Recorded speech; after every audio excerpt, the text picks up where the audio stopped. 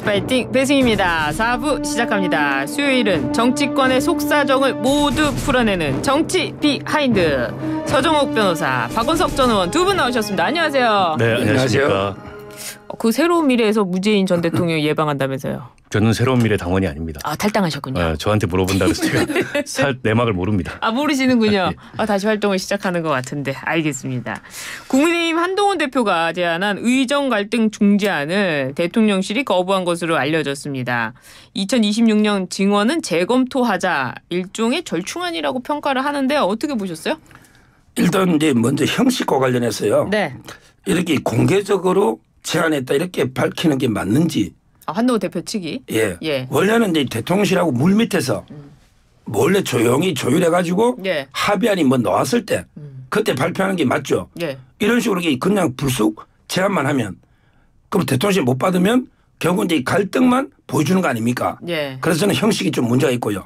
그다음에 그 내용적으로도 아예 한 명도 안 뽑아버리면 의대가 신설된 의대도 있을 거 아니에요. 그렇죠. 그럼 신입생 올해만 뽑고 내년에 1년 쉬어야 됩니까? 이것도 그냥 제로다. 2026년은 이것도 문제가 있다. 뭔가 좀 숫자 조정은 필요할지 모르지만 아예 뽑지 말자. 이거는 이제 좀 재검토가 필요한 것 같아요. 그러네요. 어떻게 보셨어요? 그러니까 아마 이게 이제 당정협의 채널을 통해 가지고 정부에 제안을 했는데 정부에서 대통령실에 제대로 전달이나 했는지 모르겠어요. 바로 퇴짜를 맞은 상황이고요. 그러니까 한동훈 대표 입장에서는 어쨌든 지금의 이 의정 갈등이나 이제 의료 대란 이게 국민적인 굉장히 큰 불안 요인 아닙니까? 당장의 내년에 그 의료 현장에서는 의사가 부족하고 의대에는 학생이 넘쳐나는 굉장히 역설적인 상황이 펼쳐지게 됐어요. 이걸 감안해서 2025년은 정부가 얘기한 대로 늘린 정원대로 뽑되 26년 한 해는 유예하자 이 제안인데 그 제안이 얼마나 합리성이 있는지에 대해서는 뭐 검토의 여지가 있겠습니다만 어쨌든 이렇게라도 지금 의료 대란 문제를 해결해 보자고 하는 건데 뭐 이런 지하에 거절을 한 상황이고 글쎄요 한동훈 대표 입장에서는 뭐 민생을 얘기하고 있기 때문에 근데 이런 방식으로라도 지금 돌파구를 열어보고자 했는데 한마디로 뭐 씨알이 전혀 안 먹히는 상황이잖아요. 그러니까 차별화도 안 되고 실제 뭐 실질적인 어떤 해법도 못 찾고 이런 상황이 아닌가 싶은데요. 그 30일 날 지금 만찬이 예정이 돼 있잖아요. 여당 신임 여당 지도부하고 그때 과연 테이블에 이 얘기가 오를지 좀 지켜봐야 될 것 같습니다. 그러네요. 윤 대통령과 당 지도부 만찬이 30일이에요. 이재명 대표를 만나기 전에 먼저 윤 대통령과 지도부 만찬을 하게 되는데 어떻게 예상하세요? 아마 이제 그 만찬이 이대로 이루어질지도 좀 지켜봐야 될 것 같아요. 지금은 이제 그 갈등이 좀 커지고 있습니다. 누가 참석을 하지 않을까요? 그거 모르죠, 그거는. 대통령 만찬이 취소될까요? 그러나 연기될 수도. 아, 그래요? 그건 봐야 되는데. 그리고 이제 지도부하고 이렇게 만나서는 깊숙한 논의가 힘들 거예요. 아마 이거는 이제 그 한동훈 대표하고 둘이서 독대나 좀 이렇게 깊숙하게 대화를 하면 모르지만 이런 이제 지도부 전체가 만찬하는데 여기서 갈등 이런 걸 논의하기 좀 어렵다. 저는 이래 봅니다. 그러니까 다분히 형식적이잖아요. 신임 여당 지도부가 구성됐으니까 들어와서 만찬하자. 그러니까 지난번에는 경쟁 후보들까지 다 불러서 했는데 그건 이제 신임 지도부는 아니었잖아요. 근데 마찬가지로 형식적이에요. 그 자리에서 깊이 있는 대화는 안 나올 거고. 근데 대통령은 여당 대표하고 과거에는 보면 무슨 주례 회동 이런 형식으로 여당 대표를 불러가지고 대통령이 회동을 하는데 김기현 대표 시절에도 밖으로 알려지진 않았지만 몇 차례 그런 게 있었다 그래요. 근데 이제 한동훈 대표하고 과연 대통령이 독대 형식의 그런 전국 현안에 대한 회동을 할까? 제가 보기엔 안 할 것 같아요. 아, 그래요? 네, 지금 윤 대통령 입장에서 마땅치 않아 하기 때문에 한동훈 대표 체제를 별로 인정하지도 않는 것 같고 그러면 사실 여당 대표가 운신의 폭이 굉장히 좁습니다. 그러니까 대통령과 전국 현안에 대해서 공감하는 바가 없고 여당의 건의를 대통령이 수용하지 않으면 여당 대표가 리더십을 발휘할 공간이 더군다나 원외인데 굉장히 적은데요. 그러니까 이 난관을 한동훈 대표 어떻게 헤쳐나갈 거냐. 그런데다가 대통령 지지율은 계속 내리막길로 가고 있고 본인은 차기 대권을 염두에 두고 이제 지지율을 올려야 되고 그럼 차별화가 불가피한데 차별화를 시도하는 듯하다가 부딪히면 거기서 멈칫멈칫하고 지금 이제 대표 취임한 이후에 1개월 조금 넘는 동안에 몇 차례 그런 모습을 보였어요. 앞으로 한동훈 대표가 본인이 얘기해놨던 3자 특검법, 3자 추천 특검법을 포함해서 어떻게 이 난관을 풀어나갈지 좀 지켜봐야 될 텐데 제가 보기엔 쉽지 않아 보입니다. 쉽지 않아 보인다. 쉽지 않으면 아마 당대표로서 네. 그 한동훈 대표의 리더십이 설 자리가 없을 거예요. 아, 없어지는군요. 네. 예. 그 이번에 나온 얘기가 의정 갈등 문제를 여야 대표가 의제로 올릴 예정인가 봐요. 대통령실은 한동훈 대표가 제안했던 부분에 대해서는 거의 사실상 거절하지 않았습니까? 만약 이렇게 되면 이 정부와 한동훈 대표가 합의가 안 된 상황에서 여야 대표가 만나가지고 의정 갈등 문제를 얘기한다. 이거는 누가 봐도 당정 갈등의 뭐 씨앗이 되는 거 아닙니까? 그렇죠. 그러고 이제 그 최종 결정은 이제 정부가 지고 있는 거예요. 네. 의대 정원은 따라서 이제 그 권한이 없는 이재명 대표하고 한동훈 대표 만나서 해봤자 이제 뭐 최종 결정은 못 하고 네. 건의 정도는 할 수 있을 텐데 아마 이제 이재명 대표도 그렇게는 못 할 겁니다. 아, 그래요? 한동훈 대표 안은 이제 2026년은 아예 뽑지 말자는 거예요. 정원을. 예. 그런데 민주당도 원래 의사들 정원은 찬성하거든요. 그렇죠. 그다음에 국민 전체 여론도 아직은 찬성하고요. 정원이 높고요. 예. 따라서 한동훈 대표하고 이재명 대표 사이에도 합의안이 나오기는 상당히 어려워 보인다. 저는 이렇게 봅니다. 근데 그 저는 윤석열 대통령이나 정부가 무슨 생각으로 이러는지 모르겠는데 지금 어쨌든 전공의들이 의료 현장에서 이탈함으로 인해서 의료 공백, 의료 붕괴 네. 사태의 직면에 있어요. 그런데다 의대생, 졸업생 전원이 지금 위급해가지고 의사가 3,000명이 배출이 안 됩니다. 네. 그러면 대학병원이나 3차 진료기관에 인턴이 없어져요. 어떻게 할 거냐는 거예요. 그러니까 물론 의대 정원을 늘려서 지금 의사 부족 문제를 해결해야 되는데 그것도 점진적인 개혁 방안을 갖고 해야지 이렇게 2,000명을 한꺼번에 의대별 정원까지 정부가 다 정해가지고 배정해 주는 방식은 이게 과연 어떤 합리성을 갖는지 모르겠어요. 그런데 여기에 대해서 국회가 의견을 내도 수용할 수 없다. 국민들이 아우성을 쳐도 그 뭐 관리 가능한 수준이다. 도대체 윤석열 대통령은 무슨 자신감을 가지고 이 문제에 대해서 이걸 개혁이랍시고 하는지 모르겠습니다. 이러다가 진짜 의료 붕괴 현상이 표면화돼 가지고 국민들이 병원에도 못 가보고 네. 이런 위험한 상황을 맞이하는 사태가 생기면 누가 책임질 거냐는 거예요. 그런데 국회에서 무슨 안을 냈습니까? 제가 보기에 이재명 대표 본인은 여태까지는 황제 거의 뭐 특혜처럼 헬기 타고 서울대병원 입원해서 전에 불편함 몰랐고 이번에 코로나로 5일 동안 입원하는 이것도 저는 특혜라 봅니다. 그런데 숫자를 어떻게 하자. 대안이 뭐 500명이다 1000명이다. 안을 낸 적이 없잖아요. 민주당도 이게 눈치만 보고 네. 있었지 지금까지 이제 대책당 구성해라는 거 아닙니까? 네. 이것도 무책임하죠. 의회 여의도 대통령이 의회 압도적 다수가 네. 왜 이거는 일방 처리를 못합니까? 그러게 말입니다. 알겠습니다. 뭐 여기까지 얘기할까요? 네. 한동훈 대표가 첫 현장 행보로 한국거래소를 찾았습니다. 이재명 대표와의 회담을 앞두고 연일 금투세 폐지를 강조하는 모습인데요. 개인 투자자를 보호하자는 한 대표의 입장 어떻습니까? 이걸 이제 그 부자 감세라고 하면 안 돼요. 네. 1,400만 개미들이 많이 하는데 주식하다 대부분 손해봐요. 손해보죠. 그러다가 이게 어떨 때 한번 올해 뭐 5천만 원 이상 한번 벌었다든지 네. 물론 이게 몇 년간 조정한다 하지만 그게 또 기술적으로 어렵고요. 네. 따라서 이거는 제가 보기에 주식 시장이 우리나라 워낙 저평가됐잖아요. 네. 우리나라가 PBR로 보면 이게 1도 안 되는 0.12 이런 저평가가 심한데요. 이거 하다 보면 더 큰 손들이 이탈하면요. 피해는 개미들이 봅니다. 예. 이거 세수해봤자 1조 약간 넘을 거예요. 그런데 징수하는 비용이 뭐 코인 주식 다 소득을 다 파악하려면 시스템 구축하는데 얼마나 힘듭니까? 예. 우리 조세법의 대원칙이 거두는 비용이 최소한 돼야 된다. 세금 거두는 거는 1조 얼마밖에 안 되는데 비용이 막 구축하고 이게 몇 조가 들면 이런 세금 안 거둬야 되는 거예요. 네. 이건 당연히 폐지해야 되는 겁니다. 근데 일각에서는 이게 펀드와 관련해서는 또 세금을 낮춰준다. 아니 예. 이게 지금 약간 여기에 대해서 여러 가지 그 왜곡과 네. 그 착시들이 있는데요. 상장 주식에 대한 양도 차익을 과세하는 겁니다. 금융종합소득, 종합금융소득에 대한 과세가 아니에요. 네. 그러니까 다른 금융상품하고 연계하지 않습니다. 상장주식 양도차익과세 그것도 5천만 원까지는 그러니까 소득 5천만 원, 양도소득 5천만 원까지는 공제되고 5천만 원 이상 되는 금액에 대해서 차익에 대해서 20% 과세하는 건데요. 부자감세 아니라 그러는데 제가 왜 부자감세인지 말씀드릴게요. 1,400만 개인 투자자가 있는데요. 5천만 원 이상의 그 양도소득을 주식 투자를 통해서 얻으려면 최소한 수익률 10%를 잡아도 5억 원 정도는 가지고 있어야 됩니다. 상장 주식. 상장 주식 5억 원 갖고 있는 사람이 1%입니다. 대한민국 주식 투자자 14만 명 정도 갖고 있어요. 그 사람들이 전체 상장 주식 그 평가액의 절반 53%인 401조를 가지고 있습니다.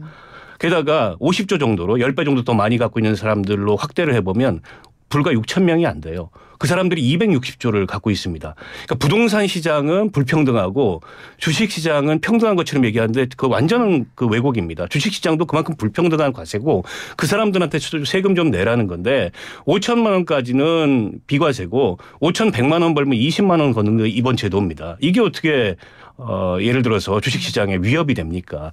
대한민국 주식시장이 저평가된 이유는 기업들의 지배구조가 굉장히 불투명하고 오너 리스크가 있고 그게 코리아 디스카운트의 원인인데 그런 것들을 구조적으로 제거하는 게 우선이지 도입하기로 한 금융 이 투자소득세에 대해서 또 폐지 유예를 주장하는 게 오히려 더 제가 보기에는 조세 형평성이라든지 우리 사회 일반 원칙에 어긋난다 이렇게 말씀드릴 수 있을 것 같아요. 이 금투세만 보다 보니까 그런데요. 그 안에 있는 펀드에 대한 세금은 또 그걸 줄인다는 거 아닙니까? 그래서 법인으로 한다거나 오히려 대형으로 하는 펀드 같은 경우에는 그걸 또 세금을 줄인대요. 그러니까 이게 좀 앞뒤가 안 맞는 법안 아닙니까? 그러니까 그런 게 오히려 이제 그 부자들은 또 펀드에 많이 가 있잖아요.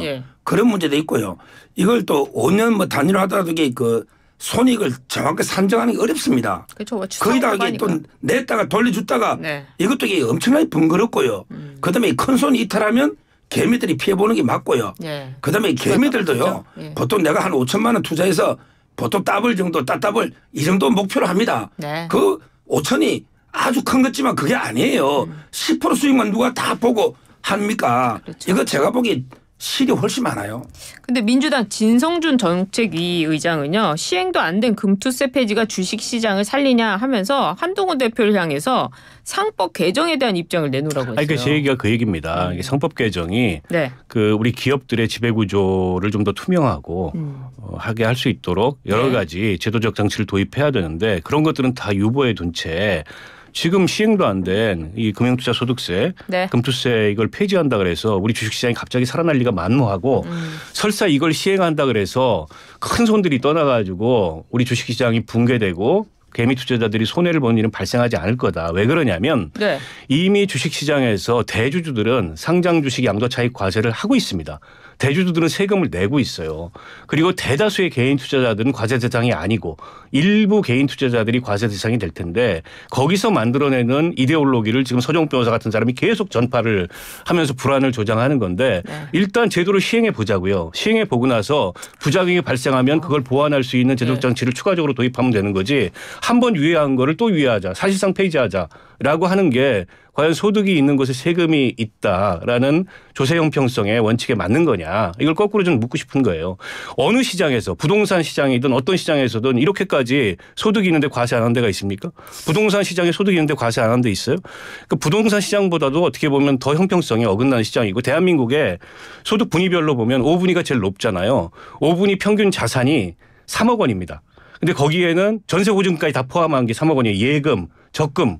근데 상장 주식만 5억 원 갖고 있는 사람이 어떻게 부자가 아닙니까? 근데 뭐 부자라는 개념은 굉장히 그 주관적인 평가일 것 같고 시대적으로도 많이 변할 것 같은데 또 이런 법안을 먼저 시행해 보자. 그렇다면은 부작용을 그때 고치자 하는 거는 또 부작용을 받는 국민들이 있다는 거 아닙니까? 거기다가 이게 비용이 구축하는 비용이 얼마나 드는데 해보고 이게 고칠 말이 안 되고 또 세금 안 냅니까? 주식하면 이게 거래세나 다 세금을 냅니다. 그리고 게임 이거는 이제 주식이라는 거는요. 일반 우리 근로소득과 다르게 근로소득을 한번 벌면요. 영구 자기 거예요. 이걸 토해낼 일이 없죠. 주식은 여러 번 하는 게 반복 게임이에요. 올해 5천만 원 이상 땄다 해도요. 그래서 주식 안 하고 손 딱 털고 노는 사람 없어요. 내년에 하고 평생 합니다. 그러면 이게 잃었을 때 최종적으로 자기 주머니에 넣어야 이게 자기 돈인데 근데 땄을 때만 세금 내고 그다음에 손해 엄청 보고 잃었을 때는 국가가 10원 안 도와줍니까? 최종적인 소득이 아니에요. 최종 소득이 아니다. 이 말씀이네요. 국민의힘이 금투세, 민주당은 해병대원 특검법을 놓고 공세 수위를 높이고 있는데요. 추석 전에 여야 대표가 만난다고 하는데 이런 회담 의제 조율이 가능할까요? 글쎄요. 근데 여야 대표 회담을 이제 와가지고 뭐 안 할 수는 없는 거지 않습니까? 해야죠. 그리고 양측이 어쨌든 물밑 협의를 통해서 비쟁점 법안들이나 비쟁점 현안들이 있을 거예요. 그 민생 차원에서 네. 이런 거 빨리빨리 하는 걸 합의를 해야 될 것 같고 네. 쟁점 사안에 대해서는 뭐 대표회담을 통해서 바로 조율은 안 되겠죠. 그러나 접점을 만든다는 차원에서는 네. 제가 보기에 뭐 해병대 특검법이 됐든 아니면 뭐 한동훈 대표가 얘기했던 금투세가 됐든 네. 뭐가 됐든 의제로 올려서 논의를 시작해야 된다. 지금까지 이게 계속 그 정쟁만 반복되는 이유가 여야 간의 국정 현안을 놓고 의미 있는 대화나 의미 있는 이 접점이 형성이 안 됐어요. 계속 정치 공세만 주고받았지. 네. 그런 차원에서 이제 첫 시도이니까 첫 술에 배부를 수는 없잖아요. 그렇죠? 일단 시도를 하자라는 게 제 의견입니다. 이제 이제 그 최상병 특검 이건 좀 접어야 됩니다. 네. 지금요 여야는 먹고 사는 문제 경제, 그다음에 죽고 사는 문제 의료 대란 네. 여기에 총력 기울이 됩니다. 국가 비상사태입니다. 이 최상병 특검 이거 경찰이 잘 수사하고 있잖아요. 네. 5명 기소 의견 임성근 빼고요. 네. 그다음에 이 공수도 대통령 핸드폰까지 압수했잖아요. 예. 여기에 뭘 더 합니까? 이런 정쟁부 이거 한다고 국민이 잘 먹고 잘 삽니까? 그렇잖아요. 네. 이제는 이제 그 먹고 사는 경제 문제나 의료 대란 여기에 여야가 머리를 맞대고 어떻게든 해결해야 됩니다. 그 한동훈 대표가 제3자 특검법을 본인이 당대표 선거 때부터 지금까지 주장해 오지 않았습니까? 그러면 한동훈 대표가 입장을 180도 바꿔서 제3자 특검 안 하겠다 이렇게 나올까요? 안 하겠다 이렇게 나와야죠. 나와야 근데 된다. 그냥 말 바꾸면 본인도 그냥 말 바꾸면 명분이 없으니 예. 제가 이제 팁을 주면 팁을. 상황이 바뀌었다 그때하고 내가 전당대회 놓을 때하고 네. 지금 임성근 사단장에 대해서 불송치 무혐의 났지 않냐. 예. 수사심의회 예. 이거 하고요. 그다음에 공처가 대통령 핸드폰까지 예. 최초잖아. 예. 이렇게 수사를 열심히 공처했지 않냐. 예. 근데 논게 아니 이종섭 장관은 호주 도망갔다더니 왜 소환을 못하느냐고. 호주에서 왔는데 이렇게 상황이 바뀌었으니 네. 이제는 우리가 깨끗하게 적겠습니다. 이러면 이게 국민들도 이해할 것 같아요. 아 그래요? 예. 이해할 것 같아요. 그래 해야죠. 국민들이 이해 못할 거고요. 그러니까 이미 그 상황은 국민의힘 전당대회가 진행되는 와중에 다 있었던 상황이고요. 예. 그럼에도 불구하고 하겠다라는 게 한동훈 대표 입장이었어요. 핸드폰 압수수색은 없었습니다. 공수처 수사와 관계없이 하겠다라는 그랬죠. 거였는데 이미 한동훈 대표가 말을 바꾸고 있다고 생각하고요. 저는 급기야는 뭐 그렇게 급하면 민주당한테 법안 내라라고까지 얘기를 하고 있어서 네. 결국 내부 반발이나 저항에 부딪혀서 한 발짝도 못 나가는구나라는 걸 이제 스스로 고백하고 있다고 생각해요. 그러면 네. 용산의 미움은 덜 받겠지만 미래 권력 한동훈의 가치는 떨어지는 거예요. 본인이 얘기하는 것조차 지키지 못하고 10명도 지금 못 만들어서 발의를 못하는 거잖아요. 법안 발의하려면 꼭 당론 채택이 안 되더라도 네. 10명만 있으면 발의가 돼요. 일단 발의해놓고 네. 그걸 당론으로 만들기 위한 노력을 하면 되는데 10명도 설득을 못하는 거잖아요. 국회의원 10명도 설득 못하는 당대표가 어떻게 리더십을 발휘할 수 있겠어요. 야당이 그 당대표를 왜 상대를 해줘야 됩니까? 거꾸로 얘기를 하면. 예, 그렇군요. 알겠습니다. 그 민주당 이재명 대표가 입원 치료를 마치고 나서 첫 메시지를 내놨는데요. 분열은 패배의 원인이다. 이재명 대표가 공직선거법 위반과 위증교사 혐의 1심 재판을 앞두고 있고 또 퇴원하자마자 수원지법 재판이 열렸어요. 이건 뭐 공판 준비기일이라서 참석은 안 했습니다만 이런 가운데 김부겸 전 총리 등 비명계 인사 활동 반경이 넓어지고 있습니다. 분열은 패배의 원인이다. 이 메시지의 의미는 무엇일까요? 지금 이제 이재명 대표 말은 항상 그 반대로 해석하면 돼요. 예. 이게 언론이나 네. 보통 해석할 때는 이거는 이제 개딸을 겨냥해서 문재인 대통령을 욕하지 마라. 예. 문재인 대통령을 비판하지 마라. 개딸들. 예. 분열하면 안 된다. 예. 우리 문재인 대통령 껴안아야 된다. 이렇게 해석해놨잖아요. 예. 근데 저는 그게 아니라 봐요. 오히려 이재명 대표 내를 비판하는 세력들. 예. 너가 내를 좀 욕하지 마라. 우리 단합해야 되는데 우리 그게 분열이다. 우리 반 이재명 세력을 겨냥해서 통합해야 된다. 내를 중심으로 뭉치고 나가야 된다. 예. 저는 이런 뜻으로 해석합니다. 그런데 왜 언론은 이걸 엉뚱하게 개딸이 문재인 대통령이 공격하는 그걸 비판한 것처럼 항상 이재명 대표 말은 이게 거꾸로 뒤집어서 해석하는 게 맞다고 저는 봐요. 그러니까 김부겸 전 총리 등 비명계 인사 활동 반경이 넓혀지니까 분열하지 마라. 그러니까 이 뜻인데. 내를 중심으로 뭉쳐야 된다. 예, 어떻게 보세요? 아니면 그런 건 아닐 거고 네. 강성 지지층이 이제 내부 비판을 하더라도 금도가 있어야 되는데 네. 그 선을 넘는 내부 비판을 하면 안 된다. 이 얘기를 한 것 같은데 네. 지금 서정욱 변호사 같은 해석이 나오는 건 그런 이재명 대표의 강성 지지층을 향한 메시지와는 달리 예. 실제 당 내부의 다양성이나 혹은 당 내부의 이를테면 소수파, 네. 그 당 내부의 비주류 여기를 포용하는 모습을 이재명 대표가 보이지 못했잖아요. 보이지 않고 있잖아요. 대표적으로 지난 총선에 이른바 이제 비명 횡사 공천 네. 이런 게 대표적인데 그렇다 보니까 메시지에 대해서도 이제 거꾸로 해석하는 게 맞다 이런 얘기까지 나오는 게 아닌가 싶은데요. 네. 이재명 대표가 그 지위가 확고해졌어요. 1기 대표 체제 때하고 지금 다릅니다. 그때는 체포동의안이 국회에서 처리되고 네. 막 이러면서 굉장히 불안정했는데 그렇죠. 지금 뭐 85% 득표한 확고한 어쨌든 기반을 형성을 했잖아요. 그러니까 지금부터 보여야 될 거는 포용력이고 다양성인데 그 측면에서 사실은 이재명 대표가 조금은 더 노력을 해야 될 이 필요가 있는 거죠. 네. 때문에 그 당내 강성 지지층을 향해서 저런 메시지를 냈던 것과 궤를 같이 한다면 이재명 대표가 당내에 본인 리더십에 대해서 좀 비판적인 그런 의견까지도 수용하는 네. 폭넓은 포용력을 보여야 된다 이렇게 생각합니다. 보일까요? 글쎄요. 뭐 지켜봐야 되겠죠. 아니, 그동안의 그 성정을 보면 어떻습니까? 아니, 그동안에는 본인이 갖고 있던 불안정성이 있었기 때문에 뭐 그럴 수 있었다고 봅니다. 네. 그러나 이제 비명 행사 공천과 같은 네. 이제 그런 모습이 계속된다면 글쎄요. 저는 그게 대선 가도에 별로 도움이 안 된다고 생각해요. 알겠습니다. 근데 옛날에 이재명 대표가요. 전당대회 할 때 예. 박용진 의원 같은 사람도 공천 걱정 안 하는 당을 만들겠다. 이게 포용인데. 네. 근데 박용진을 어떻게 주겠습니까? 몇 번 주겠습니까? 한 3번 정도 기회를 주다면 끝내 공천 탈락시켰잖아요. 이게 이재명 대표입니다. 뭐 저는 그 본성은 사람은 바뀌지 않습니다. 이재명 대표는 예. 기회를 3번이나 줬는데 당신이 탈락하지 않았느냐 이렇게 나왔거든요. 기회를 3번을 줬다. 그게 공정한 기회를 3번 줘야죠. 점수를 미리 하위 10% 내가 감점을 다 주고 저쪽 가점 주고 이게 공정한 기회를 3번 줘야죠. 그렇군요. 알겠습니다. 문재인 전 대통령은 이재명 대표와 비명계 인사들을 연달아 만날 예정인데요. 문재인 전 대통령 통합을 당부할까요? 그냥 원론적인 말씀을 하시겠죠. 네. 그러니까 문 대통령이 지금 현실 정치를 움직일 힘은 없어요. 그래요? 때문에 이제 국가 원로이자 전직 당의 원로로서 네. 당의 그 전직 원로로서 그냥 원론적인 당부 같은 걸 할 거라고 보고 그러니까 이제 그에 대한 여러 가지 해석이 나와요. 네. 그러니까 결국에는 문 대통령이 비명계들을 규합하는 상징적 구심점이 되지 않겠냐. 네. 근데 문 대통령 입장에서 보면 그럴 이유가 있습니까? 그래요. 아니 본인이 현실 정치에 다시 뛰어들 것도 아니고 무슨 이재명 미워 죽겠는 것도 아니고 그런 게 아닐 텐데 다만 당이 이렇게 어떻게 보면은 좀 그 다양성이 실종된 채로 너무 이렇게 좀 일방적으로 운영되는 거에 대해서 우려 정도를 표할 수는 있겠죠. 그게 민주당의 전통이 아니다.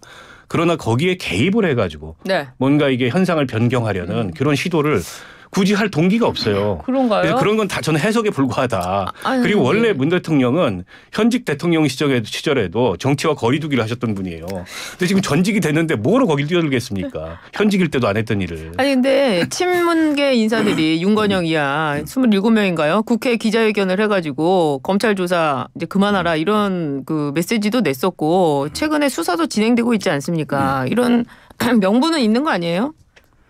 무슨 명분요? 정치를. 지금 정치를 손뗀 적이 있습니까? 본인의 잊혀진 사람이 되고 싶다고 하는데 예. 그런데 대리구간 비서관들 있죠. 네. 이분들이 전부 다 메시지서는 예. 이런 분들에게 다 데리고 내려갔잖아요. 그러면서 이게 모든 현안마다 사사건건 정치에 개입했지 않습니까? 예. 특히 지금은 본인이 지금 구속될 상황에 처했는데 정치에 초연할 수가 없고 또 구속이 다만 초연할 수가 없다. 예. 다만 이재명 대표하고 비명계는 좀 이게 좀 다를 것 같아요. 이재명 대표는 네.